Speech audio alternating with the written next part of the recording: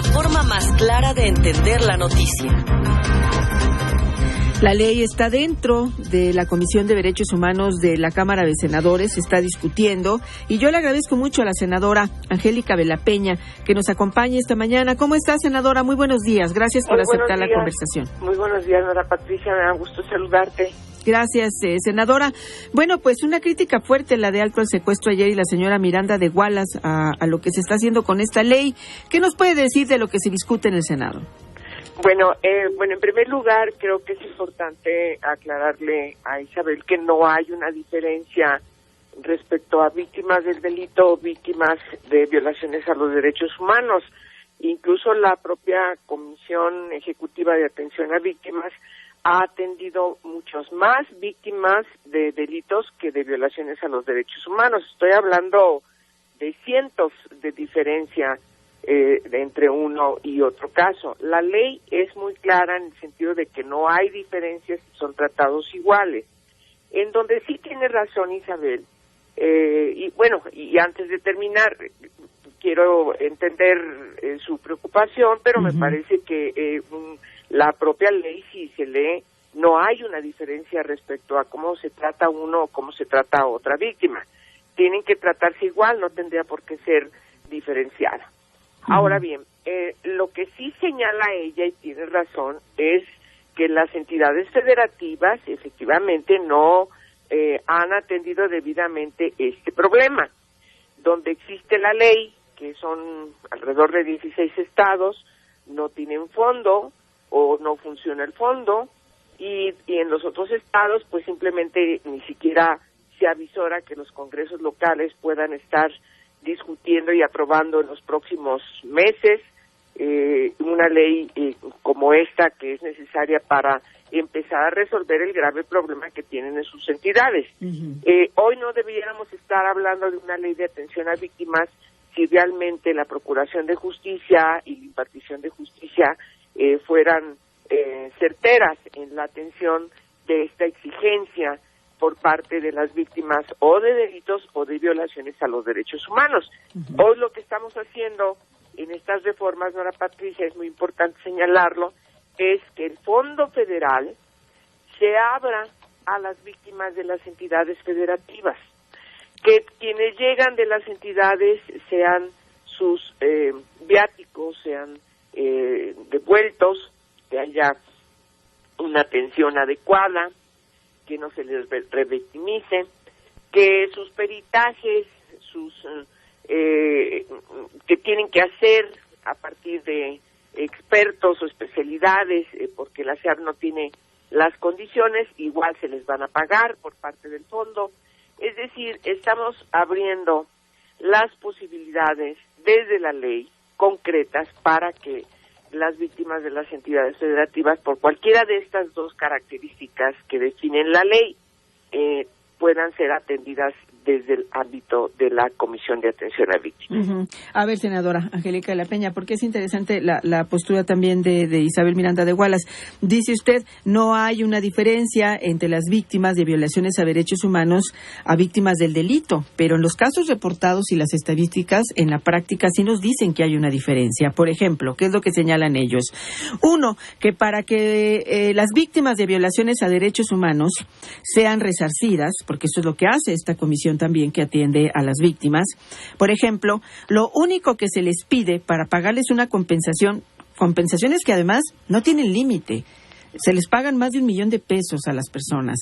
Bueno, para el pago de compensaciones para reparar el daño, lo único que tiene que hacer una persona que alega violaciones a derechos humanos es presentar una denuncia ante una instancia. No tiene que probarse si hubo violación o no. Simplemente al presentarla entra en un proceso ya. Y las víctimas del delito tienen que esperar una sentencia sobre el caso que denuncian. Y una vez que se cumpla la sentencia, o sea, que se compruebe que fueron víctimas de un delito, es cuando comienza el proceso para atenderlas. Esto puede tardar años y la mayoría no tienen la forma de resarcir, por ejemplo, los daños. Yo entiendo que es muy difícil que el Estado se haga cargo de todas las víctimas del delito. Aquí tiene que haber tipificaciones, pero sí parece ser que se defiende más a quienes piden sin la intervención de los derechos humanos, no importa si son criminales, porque también se están resarciendo daños a los familiares de los criminales que atentan contra el Estado. Son cosas que son difíciles de entender para la ciudadanía, senadora. Bueno, pero hay que entender que las víctimas de delitos, prácticamente la inmensa mayoría de quienes llegan a la CEAP son de los ámbitos locales. Tenemos un problema en el ámbito local que hoy estamos subsanando, y esa preocupación que plantea respecto a que tienen que concluir el proceso a partir de una sentencia, eso también ya lo corregimos en la ley. No hay necesidad de que se pase todo ese vericueto de un proceso hasta su conclusión para que se reconozca su calidad de víctima del delito. Eso está corregido en las reformas que estamos nosotros poniendo a consideración del Pleno del Senado, de tal manera que si atendemos ese problema, eso ya no va a acontecer, ¿sí?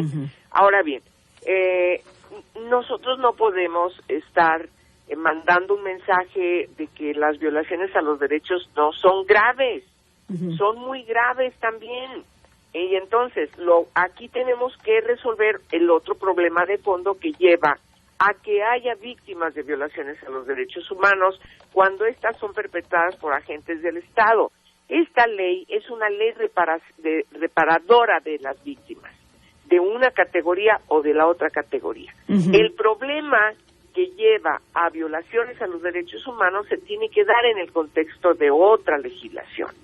Ahora bien, los datos, yo insisto, mira, no tengo ahorita en este momento los datos, pero estamos hablando de alrededor de 1,800 personas que han sido atendidas en la Comisión de Atención a Víctimas, de las cuales un poco más de 200 tienen que ver con violaciones a los derechos humanos. Pero una parte fundamental, de las dos, víctimas del delito y violaciones a los derechos humanos.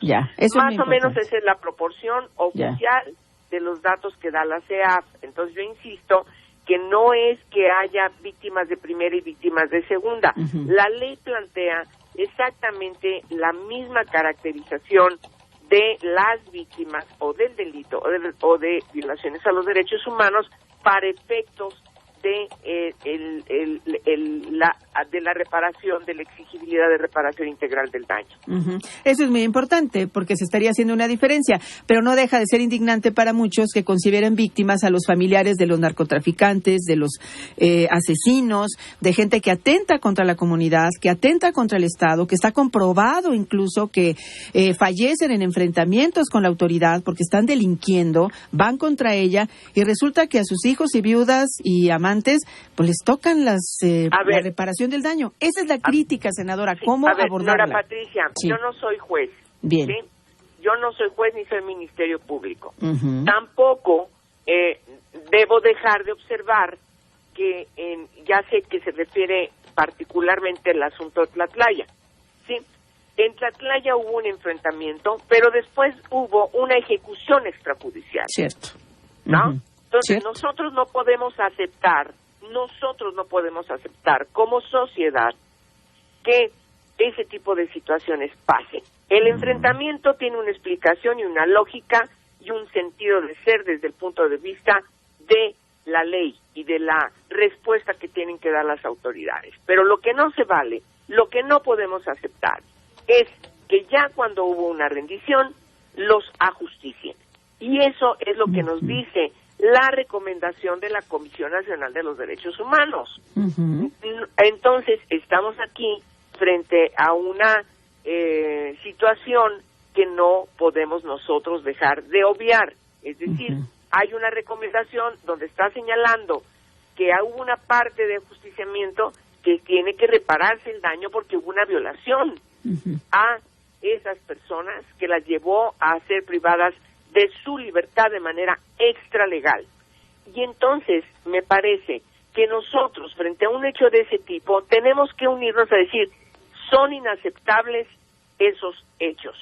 Y esos hechos derivan en que tienes víctimas colaterales, víctimas indirectas, que son exactamente las que está definiendo la recomendación de la Comisión Nacional de los Derechos Humanos, que en este caso la CEAP está tomando en cuenta.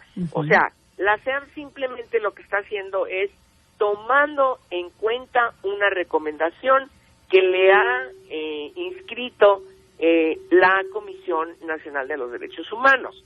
Por eso hay una explicación, y yo sé que puede haber una incomodidad respecto a que los familiares de estas personas que fueron ejecutadas extrajudicialmente y se aduce eran delincuentes, pues hoy sean reparadas en el daño que han sufrido. Pero así es la justicia. Lo que tenemos que hacer es resolver el problema de fondo para que no haya víctimas de violaciones a los derechos humanos, como tampoco haya víctimas de delitos. Hoy lo que está haciendo, me parece que es muy importante explicarlo ahora, Patricia, lo que está haciendo esta ley es reparando a esas víctimas. Y la ley no puede hacer una diferencia de una categoría a otra categoría, no lo puede hacer. Entendemos muy bien, entonces, senadora. Aquí el punto, entonces, la discusión está centrada en la flexibilización de los mecanismos para fortalecer la ayuda inmediata, al menos así lo podemos decir. Sí, claro. Sí, y para que sean atendidas las víctimas de las entidades federativas, cuando no son atendidas a nivel local, ya verá la Secretaría de Hacienda cómo integre ese fondo a su fondo federal, porque debemos entender que la Comisión de Atención a Víctimas tiene un fondo federal, no es un fondo nacional, no está inscrito así, la Constitución no dotó a la CEA para tener un fondo que también esté federalizando esos delitos, a los delitos cuyas víctimas andan buscando la reparación de su daño, ¿sí?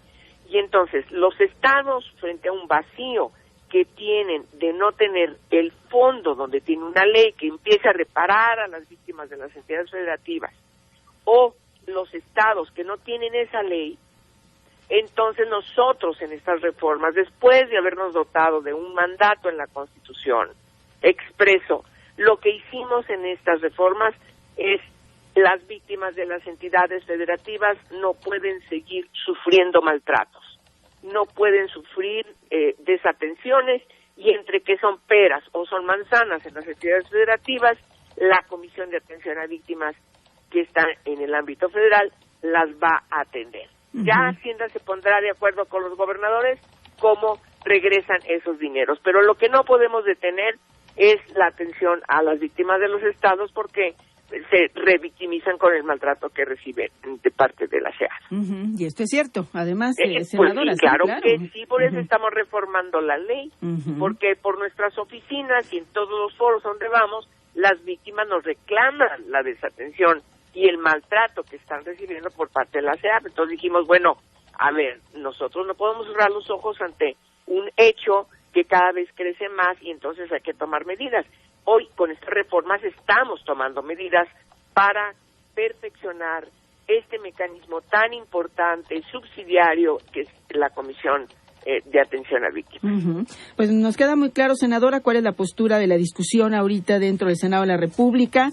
Pues el hecho de que haya estados que no tengan fondos y que todavía no haya una comisión ejecutiva estatal para atender a las víctimas nos parece grave, y bueno, también está en sus manos el poder hacer que estas entidades cumplan con la ley, ¿no? Pues sí, mira, y también te puedo poner, aprovechando tu espacio que amablemente abres, también otro ejemplo de la crisis que tenemos en los estados. Por ejemplo, la atención a periodistas y defensores de derechos humanos con medidas cautelares en base a la evaluación de riesgo, tampoco la están atendiendo en las entidades federativas.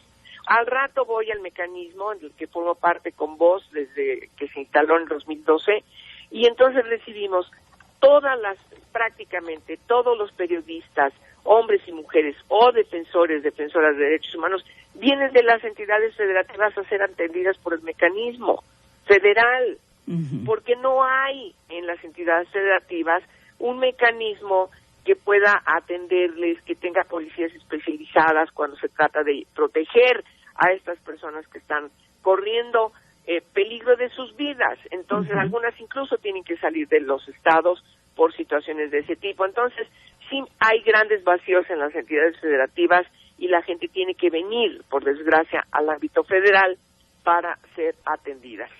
Pues, senadora, yo le agradezco muchísimo que nos permitiera conversar con usted. El proceso lo tienen ustedes en sus manos. ¿Cuándo saldría ya a discusión del Pleno? Porque entiendo que se tendría que votar, ¿no?, la ley. Sí, ayer terminamos muy tarde, ya no nos dio tiempo. y va a ser en la próxima sesión de la semana que entra, donde vamos a discutir en el Pleno estas reformas que vamos a poner las comisiones a consideración de las y los senadores. Muchas gracias, senadora. Vamos a estar muy pendientes. Gracias por sus explicaciones. Muy buen día. Igualmente. Muchas gracias a ti. Gracias a la senadora Angélica de la Peña. Ella pertenece al grupo parlamentario del PRD y bueno, pues ahorita tienen en sus manos lo que será ya el contenido de esta ley general de víctimas que tiene que ratificar y sancionar el Senado de la República. Ya regresamos, son 8:56 de la mañana.